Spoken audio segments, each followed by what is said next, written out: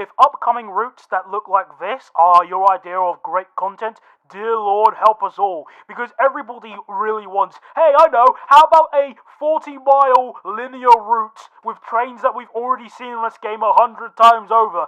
That'll sell. Morons. I'm opening up with this quote again for a specific reason. It's almost as if history is repeating itself. I don't know, call it a hunch or something. Hello there everybody, and welcome to episode 23 of the Train Sim News Show, in which we'll start this episode with an in-depth analysis of the recently released route by Dovetail, that being Hamburg to Lubeck. So, what do I think about this route? Well, take it away, Heavy Weapons Guy. Ah! Very bad! Thank you, Heavy Weapons Guy. Yes, this route is bad, and none of you should be surprised. It has exactly the same problems as the previous German routes that they've made. It's linear, it offers nothing new, and it includes trains we've already had. Oh, but Daniel, you come up to me waving your arms in order to defend this route. It has an S-Bahn. Yeah, it does have an S-Bahn, just like Munich to Augsburg. Oh, but Daniel, this S-Bahn is third rail. Okay, I won't deny that. We've already had a third rail S-Bahn before, with Berlin to Wittenberg. Okay, but at least it's something else. Alright then, would you like to take a guess of how long this S-Bahn section is? Bearing in mind it runs alongside the main line for, 95, dare I say 98% of the section that they provided?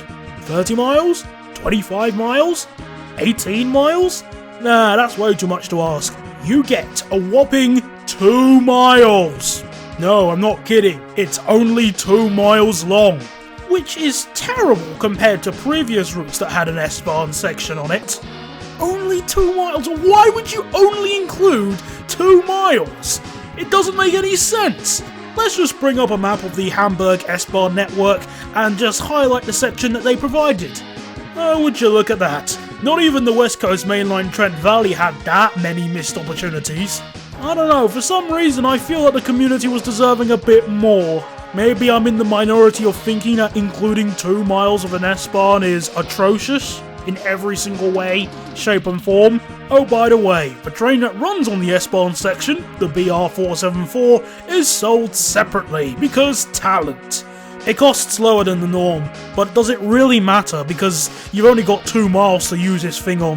And before any of you come up to me saying, "Ooh, there's Hanover to Hamburg," I'd like to remind you that this segment that this train runs on has no platform markers or signals. The signals that they placed are dummies. Meaning if you want to place this train there even as AI, you're screwed. Oh, do you remember when I said about the 222 Meridian having brakes nicked from a Lancia? I take that back. This has brakes nicked from a Lancia, and presumably a Lancia that wasn't in good nick, and that's saying something. Just look at this braking here.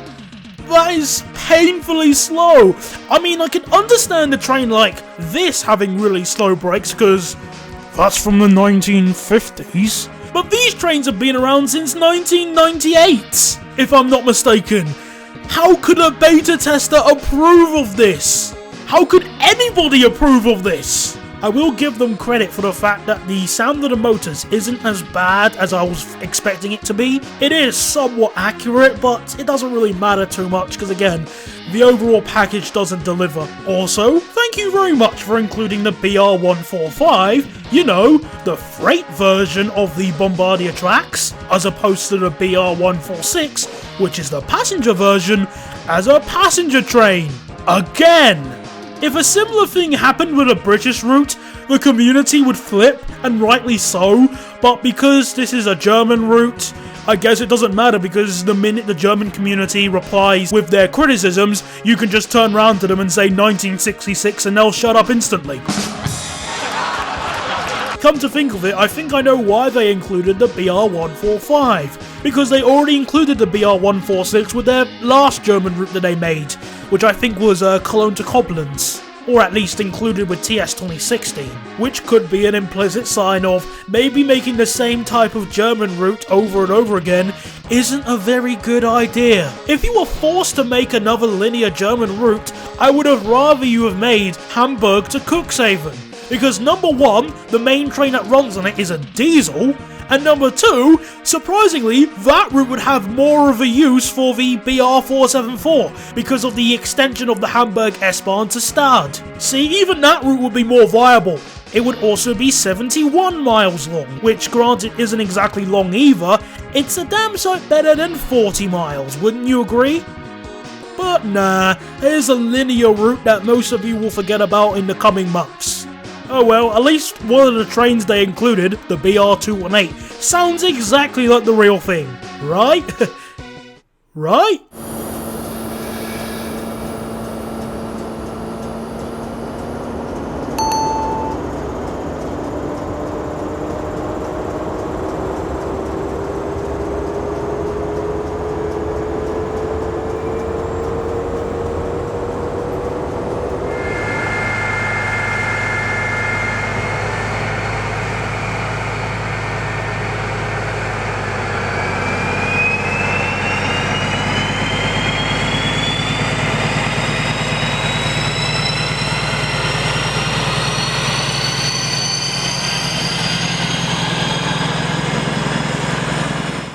Respecting the source material is so 2005. Bottom line, screw the route, screw the trains that come with it, and screw the BR474, they are bad, I don't want to deal with them anymore. Marth, remove them from my sight.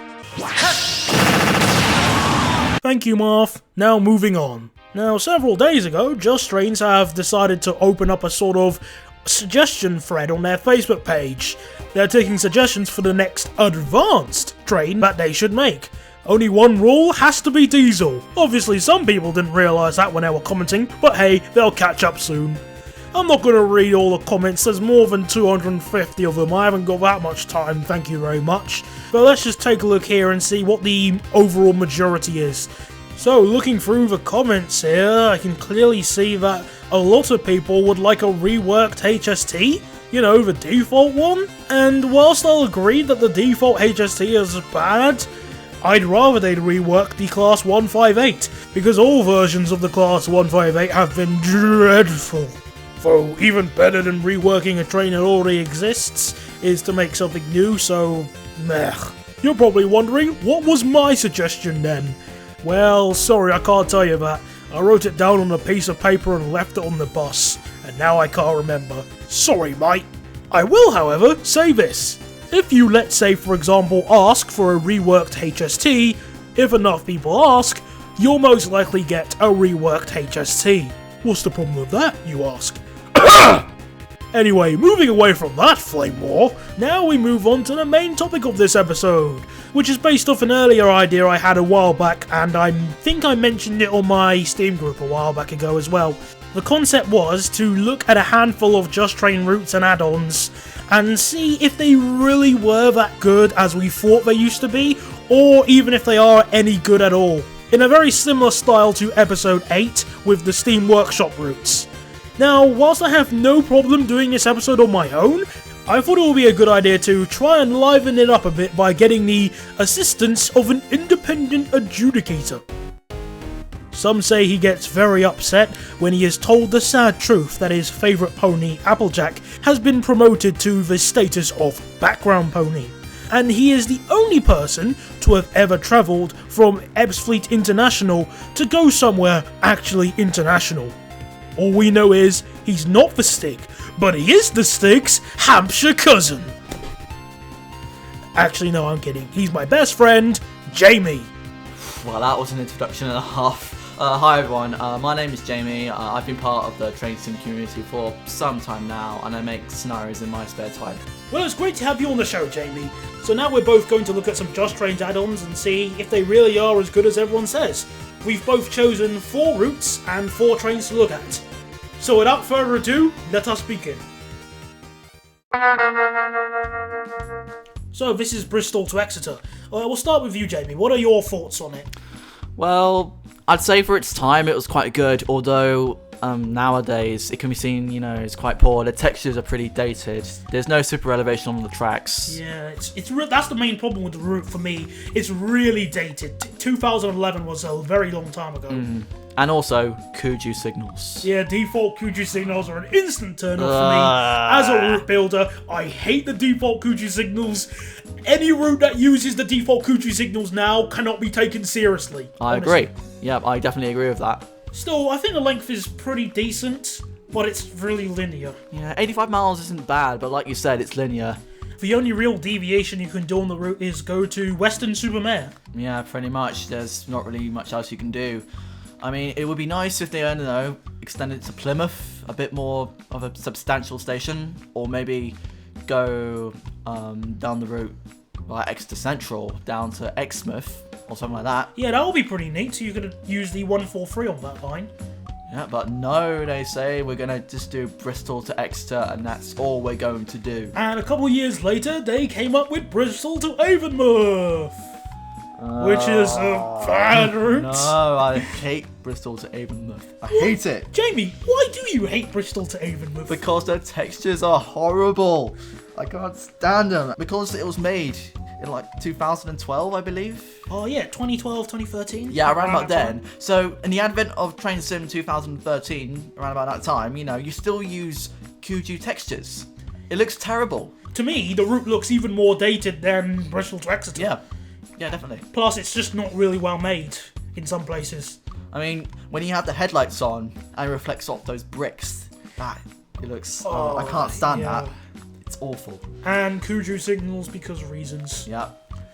I think we're both in agreement that both Bristol to Exeter and Bristol to Avonmouth would be a lot better if they were updated to today's expectations. Yeah, I agree.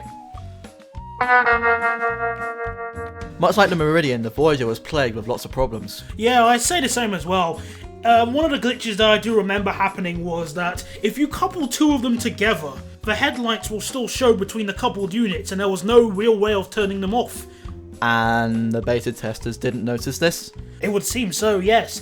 And it would seem that they've also missed off the brakes as well. Yeah, the brakes are far too weak. It can lead to station overruns really easily. The brakes should be a lot stronger for a train of its age. I mean, it was built in the early 2000s, if I recall. Yeah, roughly around that time. Fortunately, for the two issues we just mentioned, there are patches available for them on UK Train Sim, which are linked in the description, and there's also the obligatory Armstrong Powerhouse sound pack, so it actually sounds somewhat like a real Voyager. I will give them credit for the fact that they included a multitude of liveries, including some fictional ones. Yeah, I'll give them that. It adds a bit more variety, which is nice.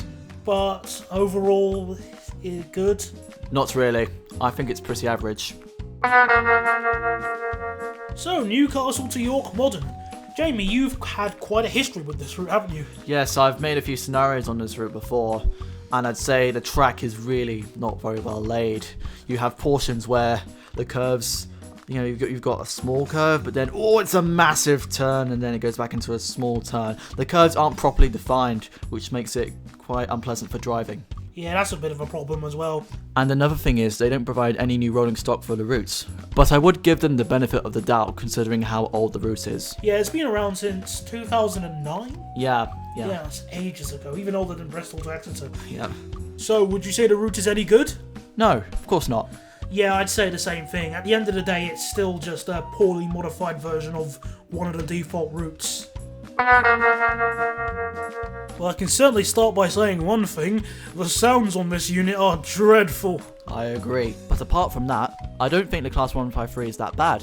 It had a large amount of features for the time, which was nice. And the fact it included 9 liveries also added a bit of variety. Yeah, I agree with you, Jamie. I don't think the 153 is that bad, though due to how poorly the sounds were recorded, I don't think it's very good either. I should like Marsdonshire as a route. It ticks a lot of boxes for me. It's a network style route that is non-linear, and it's also fictional. I should like this because I love fictional routes. However, I don't believe it was executed that well. For starters, when it was first released, it had the default Kuju signals. Not to mention it was just signalled horribly when they first released it. I can't believe Marsdonshire had the original Kuju signals. I mean, it was released in 2014 for God's sake. I mean, surely they'll be using some more updated signals by now. Yeah, luckily they did update the route with their own batch of signals, which are much better. Oh, good. Almost as good as the UK Pro signals, so that's something. However, I was quite pleased with the fact they included some unique assets with the routes, such as the ski slopes, and the Ferris wheel. However, getting to the ski slope is a completely different story, thanks to a 20-mile-an-hour speed limit on a heritage railway. What fun. It's not exactly the most exciting of journeys, is it? No, sir. So, my final thoughts on Marsdonshire is that, whilst I don't think the current revision is a god-awful route, I think some improvements to the track work and signalling will need to be done in order for it to be a somewhat of a good route. And possibly giving the main line a proper terminus station, since it doesn't really have one. I agree with most of your points, but like I said earlier, I do like the uniqueness of some of the assets, and the fact that it's a non-linear route, it provides some more ideas for scenarios. So overall, I think it's okay. It has its faults. The Class 67 shares some of the problems the Voyager encountered, such as the fact it came with some nice features, but rubbish sounds. There are no proper run sounds to speak of, meaning at high speeds it sounds very unrealistic just hearing an idling engine run by. Yeah, that's a bit of an irk for me. The Class 67 does include some unique freight wagons, being the IPAs. However, because this is Railworks, the advanced train simulator, why bother including all 5 variants of the IPA when one will do? Though this does lead on to a fairly important question. Which one is better, the Dovetail Class 67 or the Class 67 by Just Trains? They're both as bad as each other. Yeah, I'd agree. It's kind of like a situation of, oh, would Sir like some cyanide? Or some food colouring with some cyanide? Exactly like that. So, bottom line? Bleh. Yeah, I think there is the only way we can put it, really. Newcastle to Edinburgh was a route that I was really disappointed by. Like Newcastle to York Modern, the track is poorly laid, but there is a part of this route which really annoys me. What was it that annoyed you, Jamie? That! What do you mean? It's just a sign in poorly written aerial. Oh, no, it wasn't that one. That is what annoys me. Oh god! They didn't! They did! Comic Sans? Really? Now, whilst I don't hate Comic Sans like the rest of the internet, I will say this. If you want a piece of writing to be taken seriously on the internet, the last font you'd want to use next to Wingdings is Comic Sans. As well as that, Just Train seems to be really over-reliant on old Kuju assets, Newcastle Station being the biggest offender, having been untouched since 2007. And I think the reskins are poorly made as well, especially compared to what the community can create these days. I will give credit for the fact that yes, the route is long and you can diverge off the main line to go to North Berwick, but just like Marsdonshire, I don't think it's been executed well. So we're on to our final train, the Class 20. Daniel, your thoughts? Well, it includes 2 wagons, being the Railhead Treatment Train and the FNA Nuclear Fast wagons. That's good, it's better than 1. Certainly. It also includes a multitude of liveries, including the refurbished ones used by DRS. Okay, so that sounds pretty good so far, but are there any problems? Well, I guess the sounds are kind of... oh, they're okay, I guess. Though there is the obligatory Armstrong Powerhouse sound pack for those who want a Class 20, sounding just that bit more like an actual Class 20. One problem I do have, however, is regards to the Railhead Treatment Train. To activate the Sandite, it operates on a speed trigger. So when you go above, let's say, 30 miles an hour, it activates, and when you go above 60 miles an hour, it then automatically deactivates. Due to how Sandite kind of operates today, it would be more effective if the player could control it with a button combination. So let's say pressing a button combination of Control I or something like that. That would be better instead of it coming on as a speed trigger. So overall, I don't think the Class 20 is that bad. The Armstrong Powerhouse sound pack makes it sound a lot better, but yeah, it's alright. For me, I haven't driven the Class 20 as much, so I don't really have a proper opinion on it. So that concludes the section of looking at those Just Trains add-ons. Now there were a few that we did miss out, such as the Class 222. The reason I didn't talk about the Class 222 because I've already done that in my previous episode of my show. So if you want to go and look for my opinion on that, just go back on the playlist and scroll through and find the episode. Spoiler alert, it's bad. We also both missed off the Steam Train since none of us have driven any of Just Trains' Steam Trains to have a full opinion on. So Jamie, regards to Just Trains, what would you say about their add-ons overall? I think they have nice concepts, but because of the way they execute it, their products can come out as quite poor. So nice ideas, but really poor execution? Yeah, for example, Newcastle to Edinburgh had great potential to be a pleasant route to drive on, but because of some of the decisions they made, the driving experience is affected in a bad way. Yeah, I agree pretty much with that statement. So I've had a really fun time being on the show. Thank you very much for inviting me. It's been a pleasure having you round, Jamie. Now get out of my house before I play some Rainbow Tylenol. Nah, I'd be pretty embarrassed if I made that as well, though for different reasons. Anyway, this is where the episode was originally gonna end. It's 20 minutes, good length, and we've had some fun. However, a bunch of things have just happened, and I think it's a good idea that I should cover them. Starting with the BR612, which I talked about last episode. It was released. Is it good?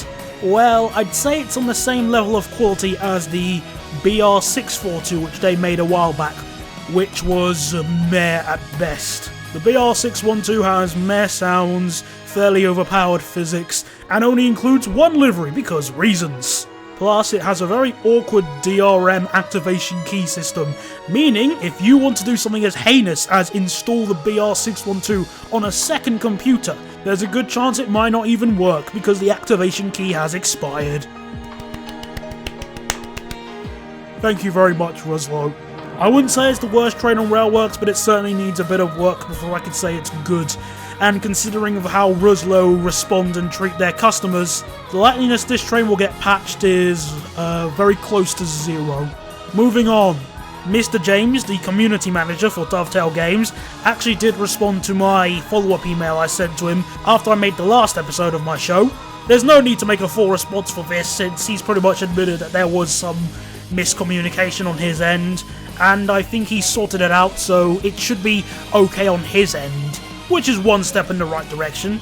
The part of the email that did catch my eye was where he said that he regularly tunes into my show, which I genuinely don't know how to respond to. In fact, tell a lie, I do.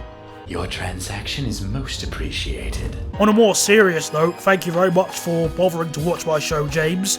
I hope my message goes even further towards people further in Dovetail, though to be honest, I have no idea what the chance of that happening actually is. Right, last two things to talk about. First one being Marketplace Tosh! Yeah, it seems you just can't get enough of the Train Simulator Marketplace these days. As I've stated in the previous Train Sim News episode, I hate the Train Simulator Marketplace because it doesn't reward people who invest in the items there. Instead, just like the DLC model, it punishes people who don't. Here's another way to put it. How do you encourage more people to make their own scenarios or make their own routes on Train Simulator? That's right! You punish them for wanting to do such a heinous task by putting content such as reskins or missing wagons that should have been included with other trains, and route building assets behind unneeded paywalls. Okay. No, wait.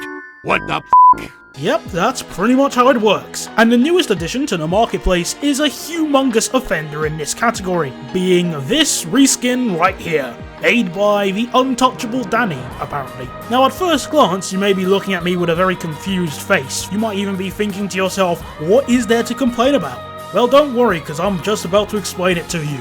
Well, firstly, this PAYWARE reskin, let me remind you, disrespects the source material to the nth degree. Nothing special coming from Dovetail. Oh, but it wasn't made by Dovetail, it was made by Danny. Yes, it was made by Danny, who works for Dovetail. Thank you very much. It disrespects the source material in the sense that, whilst First Class has been shown to be in a different location on some variants of this reskin, the model has not been changed to reflect this. According to the interior, First Class is in the exact same location, because reasons. Also, the headlights are still wrong. Southeastern operate a total of 5 variants of the Class 375, and only the variants 8 and 9 have those newfangled LED headlights. The other 3 variants have those older style headlights, and the pictures on the Steam page show the variant 3 and variant 6, not the variant 8 and 9. Oh, by the way, the variant 9 of the Class 375 has 3+2 seating, but it's not like that makes a difference or anything. To those who think that changing the headlights is certainly too much to ask for these developers, I'd like to draw your attention to this, a reskin of the Class 143, which not only has a new interior and a passenger view, but also has the pre-refurbishment headlights. It clearly wasn't too much to ask then, why all of a sudden is it too much to ask now? So who wants a guess at working out why this reskin is even PAYWARE in the first place? Well, it's to do with the mapping. The current mapping on the 375 is bad, so Danny had to make some new mapping, and apparently including that as a free reskin, apparently for some odd reason, is a no-no, and it must be PAYWARE because of that reason.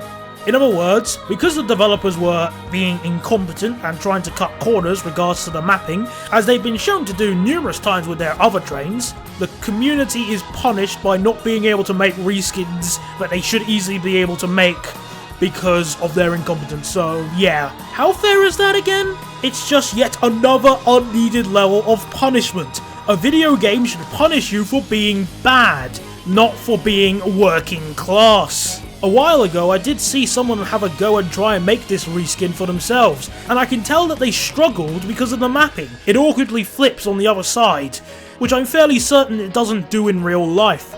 So this person trying to make a reskin is being punished not because they're bad at the game or that they're bad at making reskins, but because the developers who made the train in the first place were incompetent.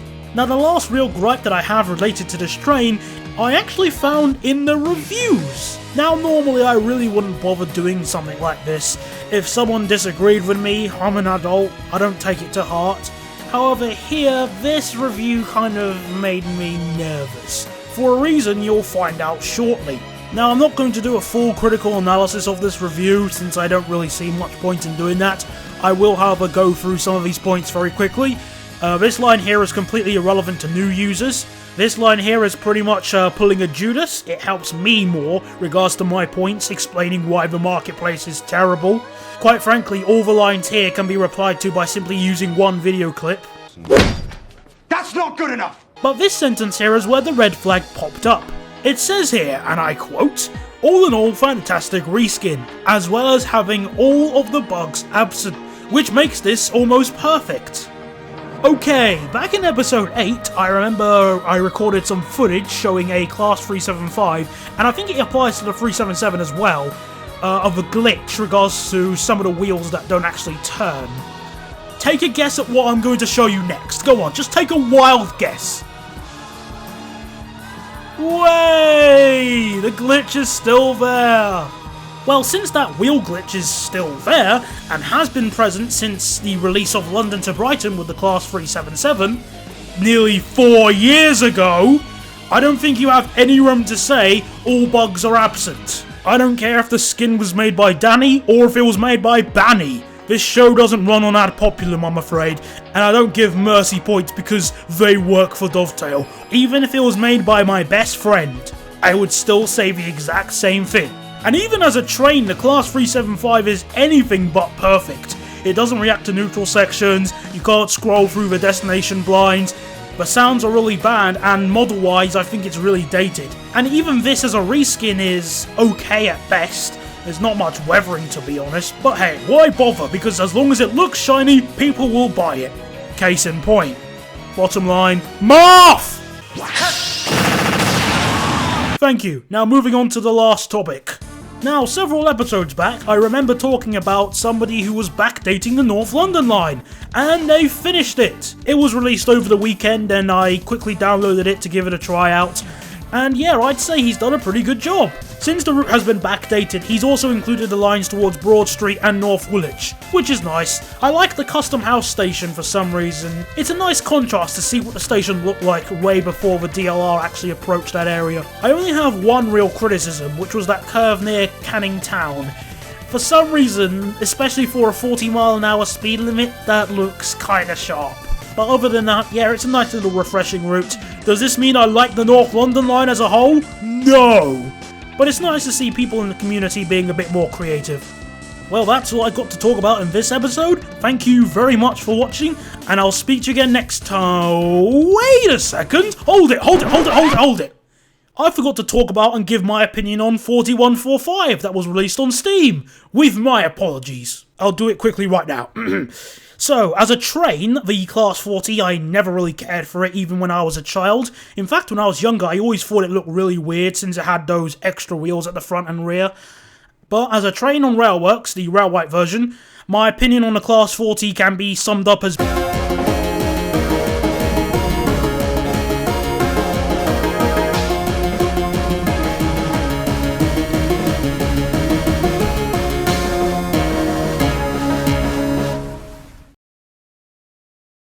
Well, it's great to have you on the show, Jamie. So now let's...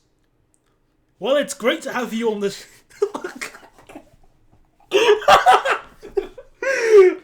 No, we're not doing that. We've got to stop.